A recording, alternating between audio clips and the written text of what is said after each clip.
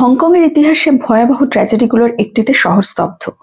হংকংয়ের তাইপো এলাকার ওয়াংফুক কোর্টে ভয়াবহ অগ্নিকাণ্ডে এখনো পর্যন্ত কমপক্ষে 128 জনের মৃত্যুর খবর নিশ্চিত হয়েছে।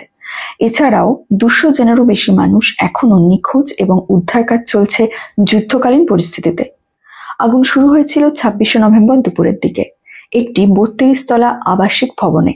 সাক্ষীরা জানান, আগে আমরা ভেবেছিলাম সাধারণ শর্ট সার্কিট, কিন্তু কয়েক মিনিটের মধ্যেই পুরো ভবন অগ্নিগর্ভ হয়ে ওঠে।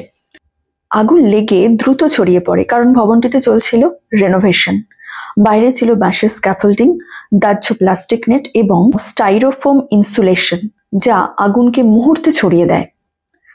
দমকল কর্মীরা বলছেন, আগুনের গতি ছিল অস্বাভাবিকভাবে দ্রুত, আগ্নেয়গিরির মতো। এই ঘটনায় ইতিমধ্যেই গ্রেপ্তার করা হয়েছে 3 জনকে, একটি নির্মাণ সংস্থার 2 পরিচালক এবং একজন সাইট সুপারভাইজারকে।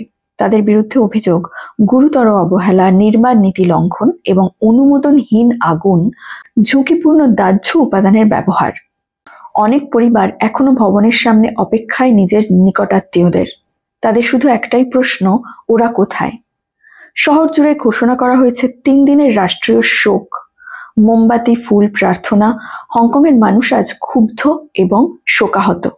বিশেষজ্ঞরা বলছেন, এই আগুন কেবল একটি দুর্ঘটনা নয়, এটি একটি ব্যর্থ সিস্টেমের ভয়ঙ্কর মূল্য।